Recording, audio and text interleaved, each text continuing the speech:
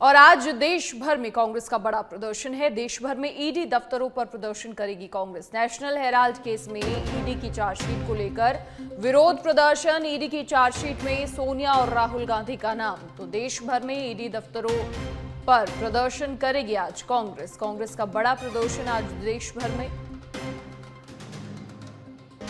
बड़ी जानकारी, बड़ी खबर। ईडी की चार्जशीट में सोनिया और राहुल गांधी का नाम। देश भर में आज कांग्रेस का बड़ा प्रदर्शन, बड़ी जानकारी। ईडी दफ्तरों पर प्रदर्शन करेगी कांग्रेस। इस वक्त की बड़ी खबर। लगातार जो ईडी की कार्रवाइयां हो रही हैं उसे लेकर आज कांग्रेस देश भर में बड़ा प्रदर्शन करने वाली है।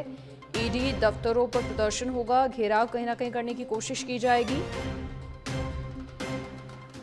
बड़ी जानकारी। देश भर में कांग्रेस का आज बड़ा प्रदर्शन।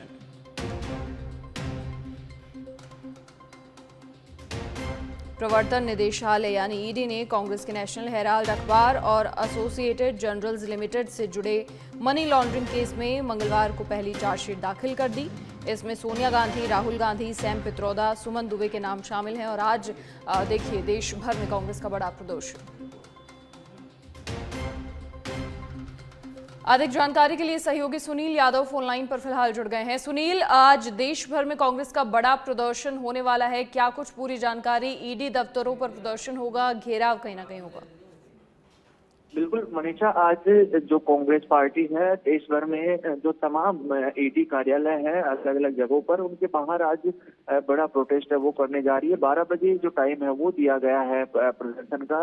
दरअसल मामला 12 साल पुराना जो मनी लॉन्ड्रिंग का केस है, उसमें जो नेशनल हेराल्ड का जो मामला था उसकी जांच के बाद में ईडी ने कल चार्जशीट है वो दायर कर दी है।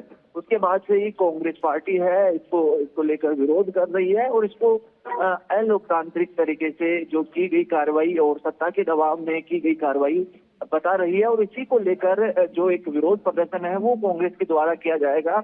12 बजे का वक्त है। राजस्थान में जो जयपुर में तमाम जो कांग्रेस के आला नेता हैं वो अपने कार्यकर्ता और पदाधिकारियों के साथ ईडी कार्यालय के बाहर जुटे हैं, जिसमें पीसीसी चीफ गोविंद सिंह डोटासरा इस प्रोटेस्ट को लीड करेंगे। साथ ही साथ नेता प्रतिपक्ष टीकाराम जूली यहाँ पर मौजूद रहेंगे, पूर्व मुख्यमंत्री अशोक गहलोत मौजूद रहेंगे और इसके अलावा जो राजस्थान प्रदेश कांग्रेस के जो कार्यकर्ता हैं, पदाधिकारी हैं, वो भी यहाँ पर पहुंचेंगे। संभवतः ये जो प्रदर्शन है ये काफी बड़ा हो सकता है, क्योंकि हाल ही में पहली बार ये देखा गया है कि सोशल मीडिया प्लेटफॉर्म से पीसीसी चीफ डोटासरा ने खुद ये ऐलान किया है और एक अपील की है कार्यकर्ताओं से कि जो भी हो रहा है ये गलत हो रहा है, तो कार्यकर्ताओं को 12 बजे ईडी ऑफिस के बाहर आना चाहिए। तो हो सकता है कि भीड़ भी काफी ज्यादा जुट जाए।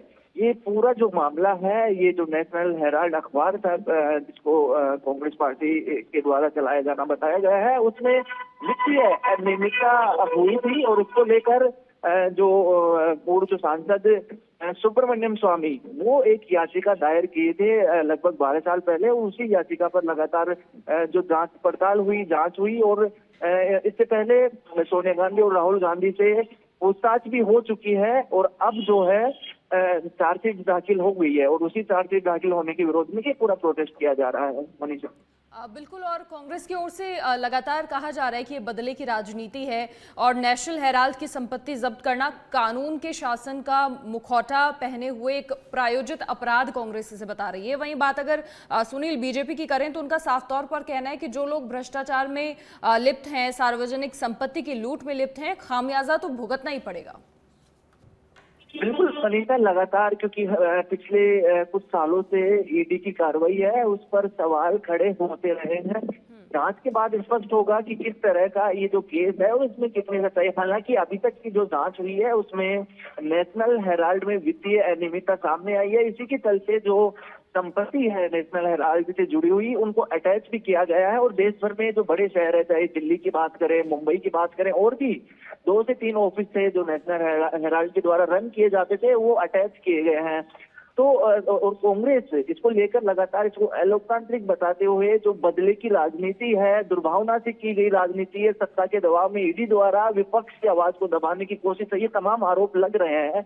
जबकि बीजेपी ने भ्रष्टाचार का हवाला दिया है कि भ्रष्टाचार ये बच नहीं सकते, मुखौटा पहनकर इस तरह से जो सरकारी संपत्ति को नुकसान किया है वो होने नहीं देंगे। साथ ही साथ ये भी कहा जा रहा है कि जो एजेंसीज हैं, ये सारी ईडी हो, सीबीआई हो, ये स्वतंत्र एजेंसी है, तो स्वतंत्र एजेंसी अपना काम कर रही है। अब जब कार्रवाई हो रही है तो कांग्रेस में जो सुबुगाहट है, क्योंकि अगर सच सामने आएगा तो कहीं ना कहीं परेशानी हो सकती है। इस तरह के अभी बयानबाजी हो रही है, ये पार्टी की बयानबाजी है, लेकिन इनके इतर अगर देखें तो ईडी अगर ये जांच कर रही है, चार्जशीट दाखिल की है, तो जरूर कुछ ना कुछ एविडेंस होंगे, कुछ तथ्य होंगे, उन्हीं के आधार पर चार्जशीट दाखिल की जाती है और आगे फिर से पूछताछ होगी और उस पूछताछ में किस तरह की जो मामला है वो निकलता है, किस तरह की जो अनियमितता है वो सामने आती है, ये देखने वाली बात होगी।